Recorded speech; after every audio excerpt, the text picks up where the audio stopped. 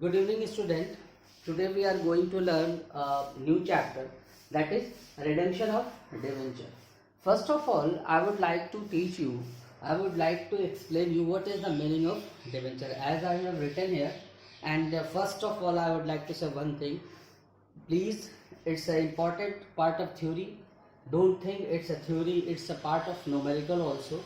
And the number of question is being asked in the 12th exam board exam, and as well as BCom entrance exam also, as you can see in Allahabad entrance exam or PHU entrance exam, whatever the universities are there, you can check it. Regarding these theory, there are a lot of questions that has been asked in the entrance exam. So be careful.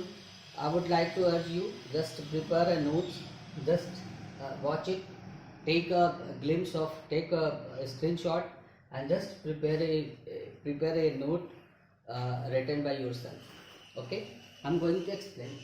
First of all, what is the meaning of redemption of debenture? As I have written there, redemption of debenture means discharging or pay the amount that had been received by issuing of debenture. मतलब overall ये है कि discharging the liabilities or amount that had been received by issuing of debenture. मतलब overall ये कि debenture, देखिए जब debenture कोई कंपनी इशू करती है तो इशू करने पर जो उसको पैसा मिलता है, और रिडेम्पशन का मतलब जब कंपनियां उस पैसे को फिर दोबारा उसी कस्टमर को, उसी डिवेंचर होल्डर को पैसा रिटर्न करती है, अपनी लायबिलिटी से डिस्चार्ज होती है जब कंपनी, तो उसको कहते हैं. It can be redeemed on due date और earlier as per term of issue. और ये या तो ड्यू डेट जब इशू करते हैं, जब डिवेंचर को इशू करते हैं तब इसके रिडेम्पशन की ड्यू डेट बता देते हैं, या तो ड्यू डेट या फिर उससे पहले भी हो सकती है, as per term of issue. ये टर्म ऑफ इशू के ऊपर डिपेंड करता है कि इशू करते वक्त क्या टर्म बताया गया है. इट में बी रिडीम इन इंस्टॉलमेंट्स. इसको इंस्टॉलमेंट्स में भी रिडीम किया जा सकता है, मतलब कंपनी इसका पैसा डिवेंचर होल्डर को इंस्टॉलमेंट में भी दे सकती है.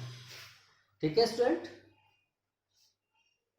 इतना जानने के बाद आपके पास एक क्वेश्चन तो अराइज होता है कि कंपनी किस सोर्स से डिवेंचर का पैसा रिडीम करती है, मतलब डिवेंचर को पे ऑफ करती है.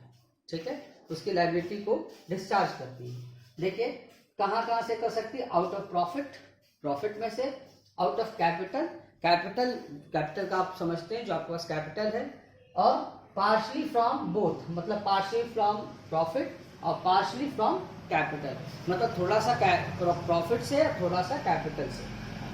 आउट ऑफ कैपिटल में बता रहा था स्टूडेंट. आउट ऑफ कैपिटल का मतलब क्या, कि जो आपके पास कैपिटल ग्रुप में शेयर डिवेंचर जो रखा हुआ है, जो भी आपको कैपिटल आप समझते हैं क्या है, उस कैपिटल में से निकाल करके उसका रिडम्पशन कर देना. ठीक है, और एक बात का और ध्यान देना है कि ये अगर ये जो sources of redemption of debenture है, आउट ऑफ कैपिटल का मतलब नया और फ्रेश डिवेंचर भी इशू कर सकती है कंपनी. जैसे एक अभी मान लीजिए अभी 2020 है, अगर 2015 में कोई डिवेंचर इशू किया गया था जिसको 2020 में पेमेंट करना है, ठीक है, रिडीम करना है. जब आप रिडीम करने जा रहे हैं, अगर कंपनी में पैसा नहीं है तो कंपनी एक फ्रेश डिवेंचर फिर से इशू करके कॉमन पब्लिक से पैसा ले सकती है और 2015 वाले का पेमेंट कर सकती है. ठीक है, that will also be consider under out of capital. एक और ढंग है, कभी कभी कंपनी क्या करती है, इसको कन्वर्ट करती है. कन्वर्टेबल डिवेंचर जो होता है, आपको मैंने शुरू के डिवेंचर, इशू ऑफ डिवेंचर के चैप्टर में सबसे पहला वीडियो बनाया था, उसमें काइंड्स ऑफ डिवेंचर्स को मैंने बताया था. करीब 16 तरीके के डिवेंचर होते हैं, 8 टाइप के होते हैं, और सबका एक रेसिप्रोकल होता है, दैट बिकम्स 16 टाइप. तो उसमें कन्वर्टेबल और नॉन कन्वर्टेबल भी डिवेंचर मैंने बताया था. तो जो कन्वर्टेबल डिवेंचर होते हैं उसको हम कभी कभी कंपनी क्या करती है, कन्वर्ट कर देती है, किसमें, शेयर के रूप में. अब शेयर के रूप में जब कन्वर्ट कर देगी तो जो उसके ऊपर नियम और कानून जो लागू होते हैं वो शेयर वाले होंगे. ठीक है, अब देखिए सबसे सबसे ज़रूरी चीज़ जो रिडेम्पशन ऑफ डिबेंचर में आपको पढ़ना है वो दो है। एक DRR means debenture redemption reserve, that is written there debenture redemption reserve, और दूसरा है DRI डिबेंचर रिडेम्पशन इन्वेस्टमेंट। तो अभी पहले हम DRR के बारे में पढ़ेंगे इस वीडियो में। देखिए DRR means debenture redemption reserve, debenture redemption reserve. DRR is a reserve set aside out of profit available for distribution as dividend for the purpose of redemption of debenture. It should be 25% of nominal face value. कहने का मतलब ये कि DRR एक reserve होता है जो कि प्रॉफिट पे से काट कर निकाला जाता है, और ये डिवेंचर के नॉमिनल फेस वैल्यू का 25% होता है, और ये सारी की सारी कंपनियों पे लाजमी होता है, एक्सेप्ट कुछ कंपनियों को छूट देती हैं, जैसे फाइनेंशियल इंस्टीट्यूशन और बैंकिंग कंपनीज, इनको छूट मिलती है।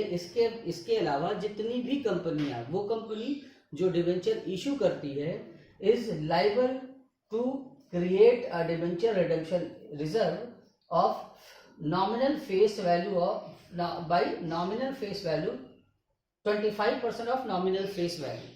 मतलब जो जिसने डिबेंचर इशू किया है उसको रिडीम भी करेंगे, जिसने डिबेंचर इशू किया है उसको 25% उस डिबेंचर के नॉमिनल फेस वैल्यू का, जैसे 1 लाख रुपए का अगर डिबेंचर इशू किया है तो 25,000 रुपए का debenture redemption reserve account create करना पड़ेगा। It's a necessary part. Need for DRR, क्यों आवश्यकता ही क्यों है, क्या जरूरत है DRR को बनाने की। एवरी कंपनी इशू डिवेंचर शैल क्रिएट DRR, मतलब जिस कंपनी ने डिवेंचर को इशू किया है उसको क्रिएट करना पड़ेगा। It's a rule. Out of profit available for distribution, जो कि जितना भी प्रॉफिट होता है जो डिस्ट्रीब्यूशन के लिए, उसमें से DRR बनाना ही बनाना है। Amount credited to DRR can not be use by the company except for redemption, और जिस अमाउंट को एक बार डिवेंचर रिडेम्पशन रिजर्व के लिए निकाल दिया गया, वो सिर्फ और सिर्फ डिवेंचर रिडेम्पशन रिजर्व, डिवेंचर के रिडेम्पशन के लिए ही यूज किया जा सकता है, और कहीं पे भी इसका इस्तेमाल नहीं किया जा सकता। ठीक है स्टूडेंट, इसके आगे भी कुछ है, आप कंटिन्यू कीजिएगा। Wait for a while only.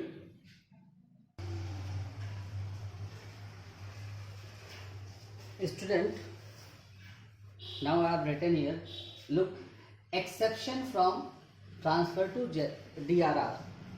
कुछ ऐसी कंपनियां होती हैं जिसको कि DRR नहीं क्रिएट करना पड़ता, जैसा कि अभी तक आपने जाना इसके पहले वाले पेज पर कि हर कंपनी को 25% डिवेंचर के नॉमिनल फेस वैल्यू का 25% DRR में ट्रांसफर करना पड़ता। मतलब हर वो कंपनी जिसने डिबेंचर इशू किया है उसको उस डिबेंचर के नॉमिनल फेस वैल्यू का 25% से एक रिजर्व क्रिएट करना पड़ता है, जिसका नाम होता है डिबेंचर रिडेम्पशन रिजर्व अकाउंट, और ये कब करना पड़ता है, बिफोर द रिडेम्पशन।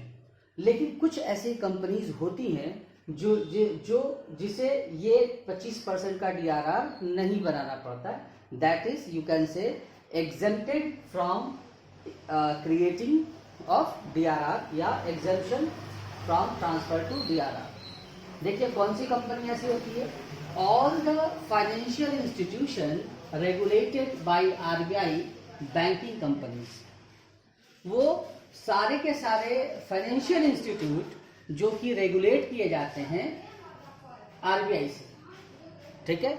और दूसरा है बैंकिंग कंपनीज, जितने भी बैंक होते हैं वो सब DRR से एग्जेम्प्ट होते हैं। उनको अगर किसी बैंक ने डिवेंचर इशू भी किया है तो भी उसको डिवेंचर रिडेम्पशन रिजर्व क्रिएट करने की जरूरत नहीं है। Okay student, third point is DRR is not required to be created on fully convertible or partially convertible debenture। अगर डिवेंचर फुल्ली कन्वर्टेबल या पार्शली कन्वर्टेबल है तो तुमको जरूरत नहीं है कि DRR क्रिएट किया जाए।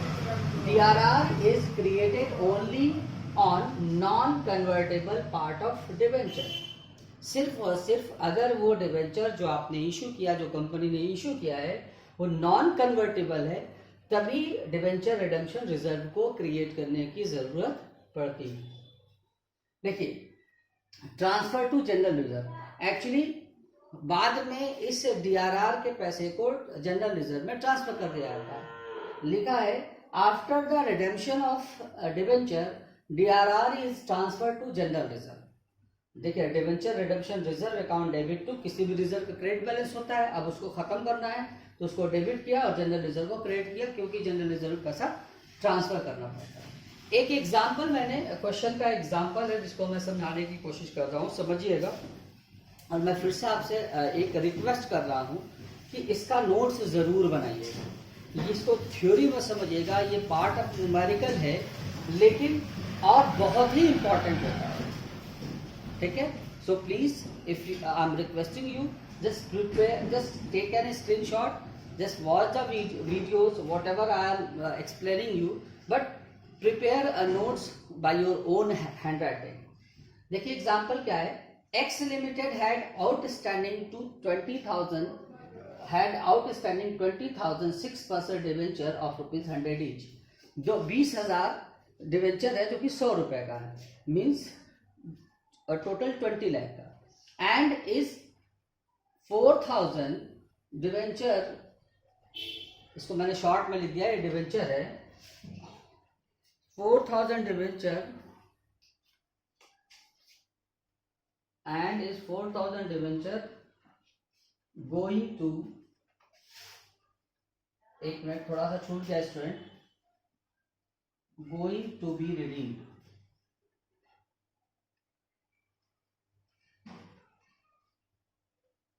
on 31st March